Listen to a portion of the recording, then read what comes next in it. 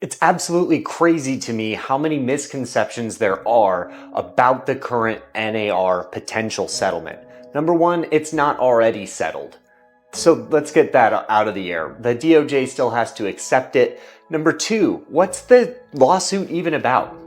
The lawsuit was originally because the NAR in a lot of MLSs was requiring that agents put something in the form of cooperative brokerage compensation. It's not that they were requiring 3%. It's not that they were requiring any specific number. It's that they were requiring that agents put something.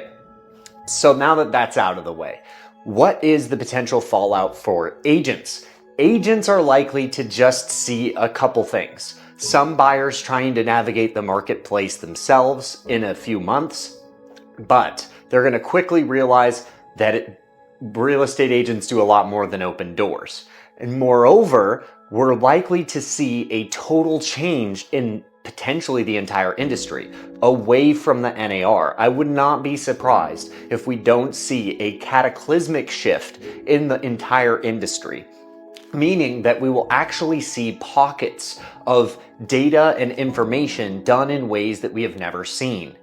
Right now, when you post a listing on the MLS, all these third-party websites take your data and then they resell it to agents so that they can send out agents leads. What's likely to happen from here, in my opinion, is that brokerages create their own centralized hubs for listings that their agents have. After that's been shopped around, it's likely, if it does not sell, to go to a wider market center like in the commercial space. In the commercial space, it's already normal that an agent gets a listing agreement, then they shop it to logical potential buyers, then they shop it to their office. Then at that point, if it still doesn't sell, it winds up on something like LoopNet, which is places where not everything is maybe the best value. In other words, it might be overpriced, there might be a problem with it, etc. That means if we see an industry shift to that type of model, that buyers are going to have to immediately continue to go to agents to even have access to that data. So even though it seems like it might be a potential win for buyers to be able to get into properties, and or it could be a negative because they might have to pay for their broker because the broker can't properly negotiate their compensation from the other side.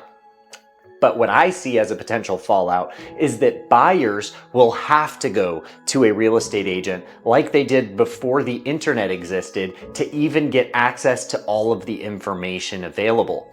And what that means is agents should run to the offices that have the most data. If you have the most agents and the most listings, those offices are going to control a lot more of the marketplace and a lot more of the marketplace inventory, meaning it's more likely for you to get buyers under contract because you have more opportunities for them to find the actual properties that they're looking for. If you're interested in delving into all of the specifics on what I think is going to happen because of this NAR potential settlement, it is not over with yet, then let me know in the comment section below. I'm happy to engage with all of the comments, and I'm also happy to engage in some direct messages on why this actually was a part of my decision to make the transition over to EXP when we saw the writing on the wall. This already exists in multiple states. This is just addressing the wider concern of the entire country.